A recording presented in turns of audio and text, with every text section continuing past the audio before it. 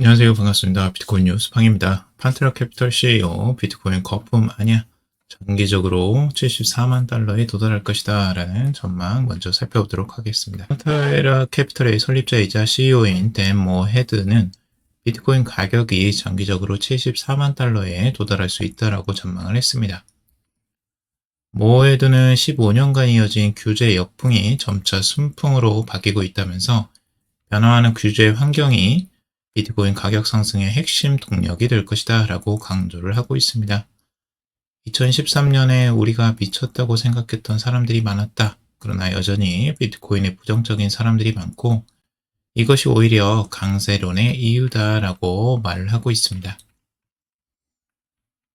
모헤드는 장기적인 관점에서 암호화폐 시장의 강세를 확신하면서도 단기적으로 추가적인 시장 조정 가능성도 있다라고 경고를 하고 있습니다. 그는 비트코인이 거품이 아닌 실질적인 가치를 가진 자산으로 성장할 가능성을 강조하면서 향후 몇 년간 규제와 기간 투자자 시장에 긍정적 영향을 미칠 것이다 라고 밝히고 있습니다.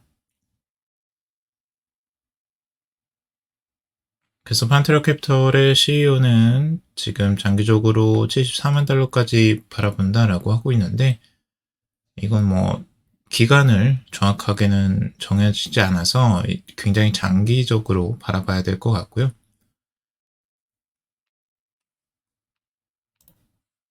자, 그리고 비트코인 88,700달러까지 하락 후 상승 재개 가능성, 연말 목표가 12만 5천 달러 유지, 스탠다드 차트라는 기사 살펴보도록 하겠습니다.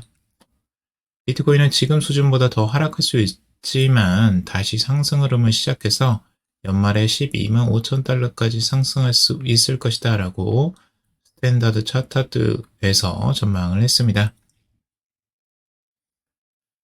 스탠다드 차트 분석가 지오프리 캔드릭은 이 비트코인이 상승 추세 재개에 앞서 8만 5천 달러에서 8만 8,700달러의 중요한 지지대를 재시험할 가능성이 있다라고 전망을 하고 있습니다.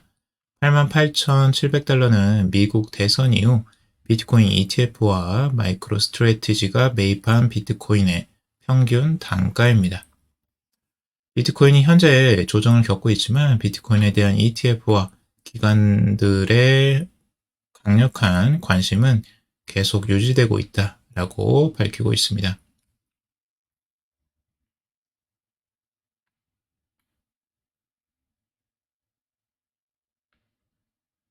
캔드릭은 현재 조정에도 불구하고 비트코인의 연말 목표 12만 5천 달러와 2025년 전망치 20만 달러를 유지했고요.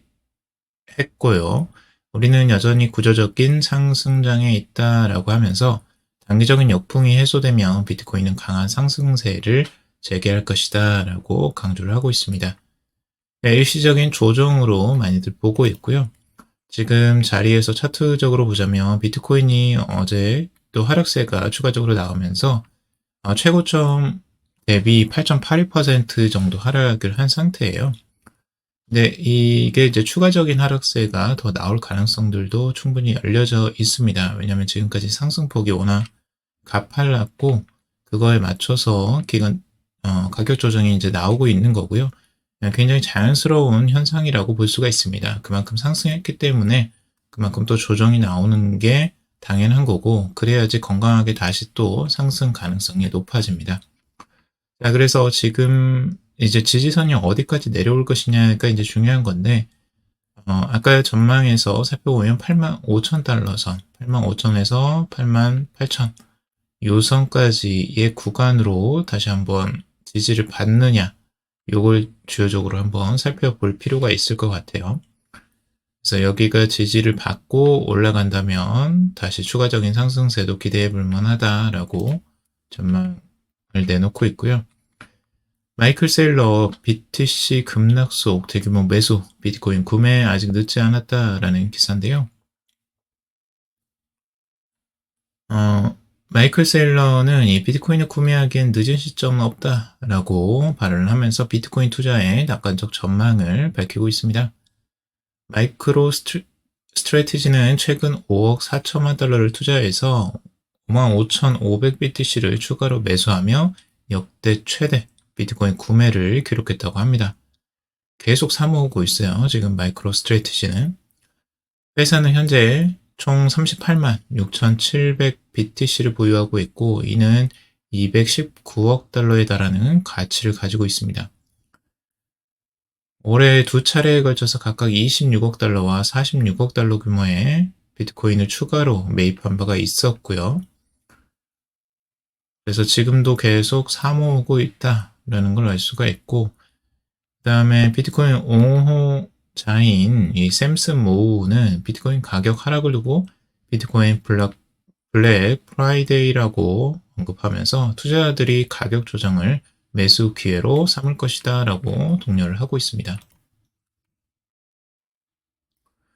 비트코인의 이제 급락장 그 이유에 대해서 여러 가지 설들이 또 나오고 있는데요. 이게 시장 조정이 기회일까, 위기일까 살펴보는 기사입니다. 지금 차트 분석에 따르면 가격과 상대 강도 지수 간의 강한 약세 다이버전스가 형성되면서 상승세가 제한되었고, 이 과도한 레버리지와 높은 수익 실현이 주요 원인으로 지목을 하고 있는 기사입니다. 암호화폐 데이터 플랫폼 인투더 블록은 이 비트코인의 조정은 상승한 펀딩 비율과 과도한 레버리지가 원인이라면서 펀딩 비율이 정상 범위로 회복되면서 추가 하락폭은 제한적일 가능성이 있다라고 설명을 하고 있습니다. 기술적 분석에서는 비트코인이 심리적 지지선인 9만 달러 또는 더 낮은 8만 5천 달러까지 조정을 받을 가능성이 있다라고 예측을 하고 있습니다. 여기도 지금 9만에서 이제 8만 5천 달러까지 지지선을 보고 있죠. 특히 RSI가 11월 6일 이후 처음으로 50 아래로 떨어지면서 판매 압력이 증가하고 있는 상황이다라고 보고 있습니다. 그리고 비트고의 브래드 브리스 분석가는 새로운 기관 자금이 시장에 유입되고 있으며 상장지수 펀드와 이 거래소를 통한 개인 활동도 회복되고 있다라고 보면서 앞으로 긍정적인 뉴스가 나오면 가격이 빠르게 회복될 수 있다라고 전망을 하고 있습니다. 비트코인 1일 활성 사용자가 100만에 접근했다는 소식이고요. 2019년 이후 처음이라고 합니다. 지금 비트코인 1일 활성 사용자 숫자가 2019년 이후 처음으로 100만에 접근한 건데요. 비트코인 1일 활성 사용자 증가는 비트코인이 10만 달러라는 중요한 이정표를 달성하는 데 촉매제 역할을 할 것으로 기대를 하고 있습니다. 비트코인은 10만 달러 부근에 포진한 매물벽에 막혀서 현재 조정을 겪고 있지만 많은 분석가들은 10만 달러 목표를 고수하고 있다라고 하고 있습니다. 그래서 비트코인의 지금 활성화는 계속 되고 있고 비트코인 장기 보유자 잠재적 추가 매도 물량 과거 패턴에 대해서 이제 분석을 한 기사인데요. 비트코인이 지난 22일 99,655 달러의 새로운 사상 최고가를 기록한 후 이제 대규모 이익 실현 조정을 겪고 있다라고 보고 있습니다. 온체인 분석 업체인 글래스노드의 데이터에 따르면 11월 21일 하루 동안 105억 달러 규모의 이익 실현이 이루어졌으며 이는 비트코인 역사상 하루 기준 최대 규모였다고 해요. 근데 이익 실현을 이제 주도한 게 누구냐가 여기서 이제 중요한 건데 155일 이상 비트코인을 보유한 이 장기 보유자들이었다고 해요.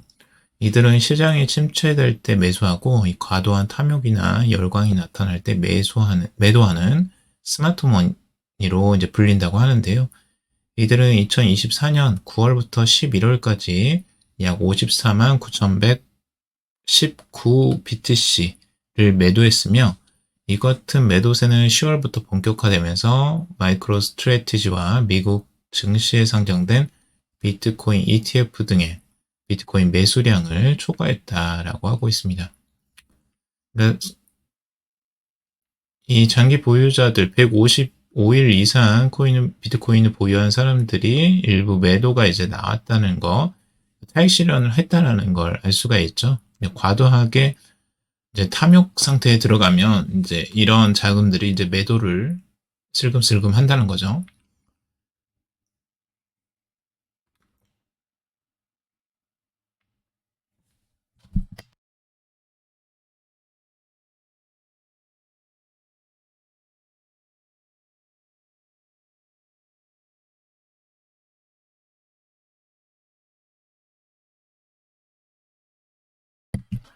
그러나 이제 장기 보유자들의 보유량 저점과 고점은 역사적으로 높아지는 추세를 보이고 있다라는 겁니다. 때문에 이번 조정이 끝나면 장기 보유자들의 보유량은 다시 늘어날 가능성이 있다라고도 보고 있습니다. 비트코인 최근 랠리에 소매 투자자 아직 미합류, 김치 프리미엄 마이너스라는 기사인데요. 이 분석가인 우민규는 지금 크립토카운트에 올린 게시물 에서 비트코인의 랠리에도 불구하고 코리아 프리미엄, 이 김치 프리미엄 지수는 마이너스 0.5 아래 계속 머물고 있다라고 밝히고 있습니다. 소매 투자자들의 참여를 반영하는 코리아 프리미엄 지수가 마이너스 상태를 유지하고 있다는 것은 소매 투자자들이 이번 랠리에 적극적으로 기여하지 않았음을 시사한다라고 설명을 하고 있습니다. 그러니까 국내 지금 투자자, 개인 투자자들이 그만큼 많이 들어오진 않았다는 거예요. 보통은 이제 비트코인이 상승을 하고 과열 양상, 진짜 이제 꼭지점에 들어가면 그때 이제 김치 프리미엄이 최소 뭐 5%에서 10%그 이상까지도 갔던 과거 전적이 있습니다. 그래서 그땐 굉장히 과열된 양상이라 이제 조심해야 될 때이고, 지금은 오히려 이 김치 프리미엄 같은 코리아 프리미엄이 없기 때문에 아직은 그 고점이 아니다라고 지금 보고 있는 전망이고요. 역사적으로 코리아 프리미엄 지수는 비트코인 가격이 정점에 도달하기 전에 극단적인 수준으로 급등하는 경향이 있다라고 하고 있죠. 이 차트를 바탕으로 이 코리아 프리미엄 지수의 움직임을 주시하는 것은 비트코인 가격 정점을 파악하는 데 여전히 유용한 도구다라고 보고 있습니다.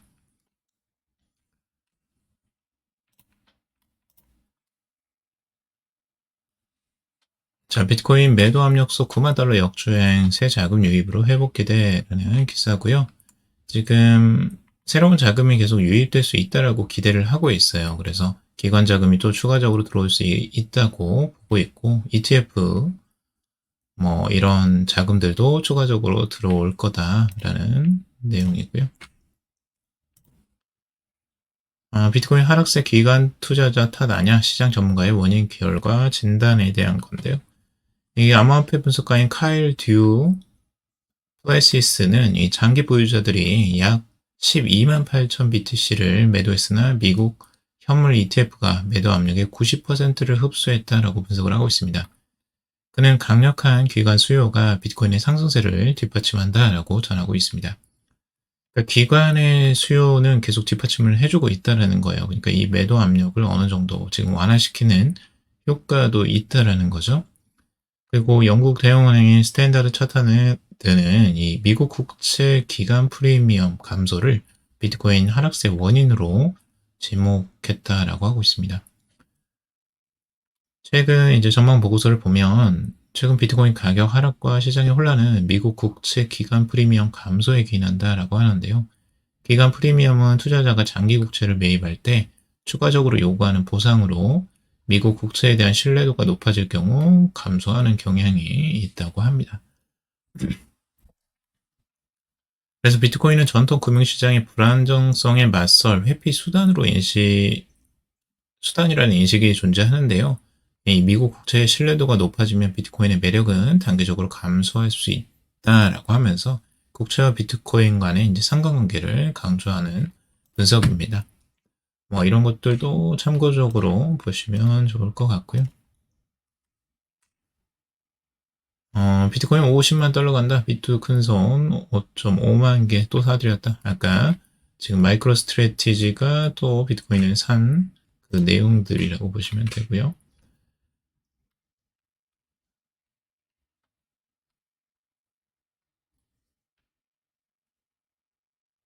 자, 여기에서 지금 볼 기사는 이제 추가적으로 마이크로 스트래티지뿐만 아니라 다른 나라의 이제 상장사들도 비트코인을 매입하고 있다라는 기사입니다. 그래서 일본의 상장사 메타플래닛과 이 나스닥 상장사인 의료기술업체 샘너 사이언티픽이 마이크로 스트래티지와 유사한 전략을 구사하면서 비트코인을 매입하고 있다라는 기사입니다. 이는 기관의 강력한 수요를 방전하고 있다라고 보고 있고요. 비트코인 현물 ETF 매수세가 강한 점, 그리고 비트코인 옵션 시장과 파생 상품 데이터 강세 전망도 비트코인이 상승할 잠재력을 보여준다라고 설명하고 있습니다. 그러니까 마이크로 스트래티지가 이제 잘 되니까 비트코인을 계속 매입하면서 수익을 계속 보고 있으니까 다른 이제 기업들도 상장사들도 이제 따라하기 시작한다는 거죠. 그걸 이렇게 되면 비트코인에 이제 이런 기업들의 투자들이 앞으로도 강력해지면 비트코인은 굉장히 호재가 될 수 있겠죠. 자, 그리고 카르다노 창립자 찰스 호스킨슨 디파이 결합된 비트코인 생태계 제안이라는 기사고요. 비트코인 생태계에 이제 디파이를 결합하는 구상을 발표했다고 합니다. 이를 통해서 비트코인의 혁신성을 복원하고 하이브리드 앱 생태계를 구축하겠다라는 비전을 제시를 했는데요. 디파이가 결합된 비트코인 생태계는 사용자들이 비트코인만으로도 기능을 활용할 수 있도록 설계가 되었다고 합니다. 카르다노의 이 바벨은 수수료 메커니즘을 활용해서 에이다 이외의 자산으로 거래 수수료를 지불할 수 있는 방식을 도입하는 것도 포함이 되고, 이는 사용자 편의성과 네트워크 간 상호 운영성을 강화할 수 있는 중요한 기술적 진전이다라고 보고 있습니다. 그래서 이런 카르다노가 새로운 기술 개발을 통해서 비트코인과의 이제 통합을 실현하고 있는 건데, 이게 좀 카르다노의 이제 호재 소식일 수도 있겠죠. 그래서 이 브릿지는 두 블록체인과 유동성을 확보하고 비트코인의 탈중앙화 프로그래밍 기능을 도입했다라고 하고 있습니다. 이를 통해서 디파이, 게임파이, 스마트 컨트랙트 등 다양한 애플리케이션으로 비트코인의 활용성을 확장할 계획이라고 하고 있습니다. 트럼프의 친암호화폐 정책에 영국도 대응 2026년 규제 완성 목표. 영국 금융감독청이 2026년까지 암호화폐 규제를 완성할 계획을 발표했다고 해요. 그래서 올해 4분기 내로 거래 플랫폼, 암호화폐 대출, 스테이블코인 등 주요 분야에 대해 규제 논의를 시작할 예정이라고 합니다. 그리고 최근 업계와의 논의를 통해서 글로벌 규제를 배우고 반영할 준비가 되어 있다라고 밝히고 있죠. 어느 나라랑 많이 대비가 되지 않나요? 정말 이거는 좀 배워야 될 것 같습니다. 국내의 지금 상황과는 너무나 차별화된 내용이라 우리가 배워야 될 하나의 정책인 것 같고요.